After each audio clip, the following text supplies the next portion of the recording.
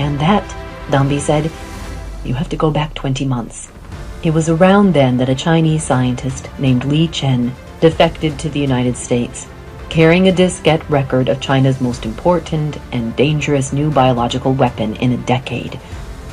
They call the stuff Wuhan 400 because it was developed at their rDNA labs outside of the city of Wuhan. Because it was developed at their rDNA labs outside of the city of Wuhan.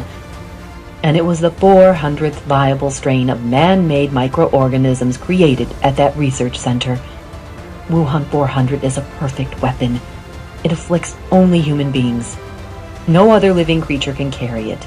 And like syphilis, Wuhan 400 can't survive outside a living human body for longer than a minute, which means it can't permanently contaminate objects or entire places the way anthrax and other virulent microorganisms can. And when the host expires, the Wuhan 400 within him perishes a short while later, as soon as the temperature of the corpse drops below 86 degrees Fahrenheit. Do you see the advantage of all this?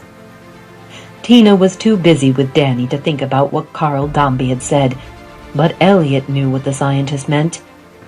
If I understand you, the Chinese could use Wuhan 400 to wipe out a city or country, and then there wouldn't be any need for them to conduct a tricky and expensive decontamination before they moved in and took over the conquered territory.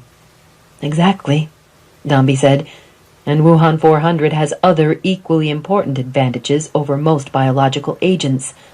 For one thing, you can become an infectious carrier only 4 hours after coming into contact with the virus.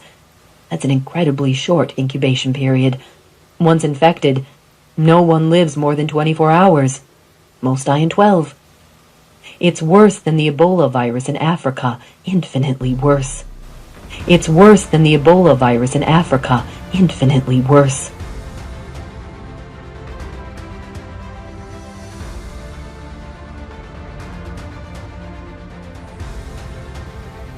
Wuhan 400's kill rate is 100%. No one is supposed to survive. The Chinese tested it on God knows how many political prisoners. They were never able to find an antibody or an antibiotic that was effective against it.